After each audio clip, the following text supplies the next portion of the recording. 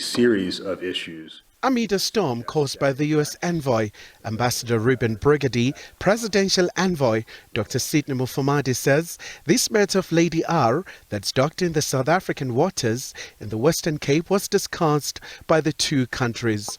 Responding to a question about the purpose of an inquiry led by a retired judge on the issue, while relevant stakeholders can provide answers, Mufamadi says there is a need for such an investigation from the weight of the allegations.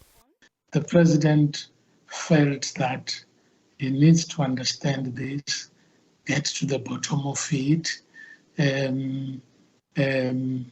Our interlocutors got to know from us as to what it is that we are doing about this matter. Of course, they conveyed their concerns before we traveled to the US about this matter. Another issue the envoy discussed in Washington was the agreement aimed at ensuring that Africa has access to American markets. AGOA is nearing renewal, and countries that are benefiting from this agreement want to see it renewed. South Africa will be hosting an AGOA summit in August this year. However, the simmering tension between Pretoria and Washington due to the war in Ukraine has led to fears that South Africa will be excluded from AGOA. AGOA program,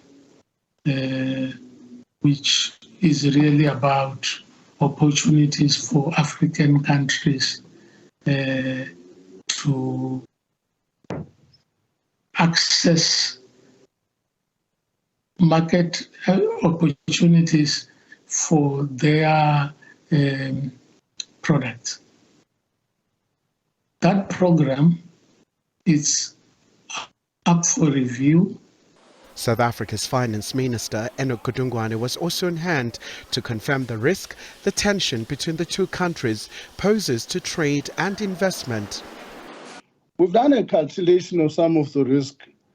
In other words, what would happen assuming that there's what is called secondary sanctions. The risk in terms of quantum go beyond AGOA.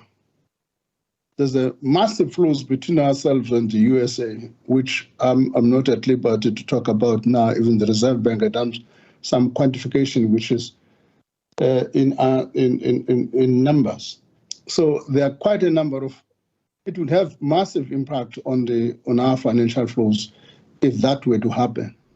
On the issue of warrant arrest issued for the Russian Federation President Vladimir Putin by the International Criminal Court, Dr. Mufamadi says this issue was also discussed.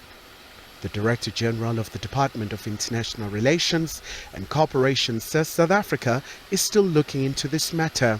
That is a process being led by the Deputy President's office. It's not been concluded yet. And I'm sure once that has been done, the media will also get a sense of what the approach will be in terms of South African President Putin in particular.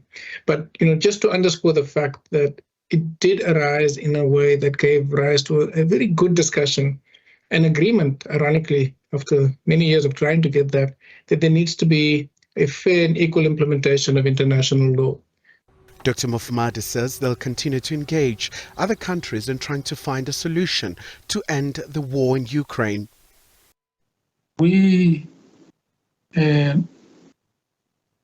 indeed are actively non-aligned as far as that conflict is concerned.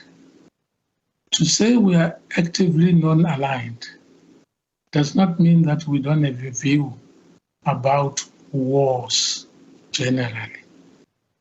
We are anti-war.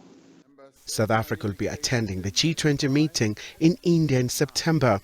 The issue of the war in Ukraine is likely to dominate the summit. But before that, President Cyril Ramaphosa will host his BRICS counterparts, and the impact of the war in Ukraine will also be high on the agenda. Khayelihle Khumalo, SABC News.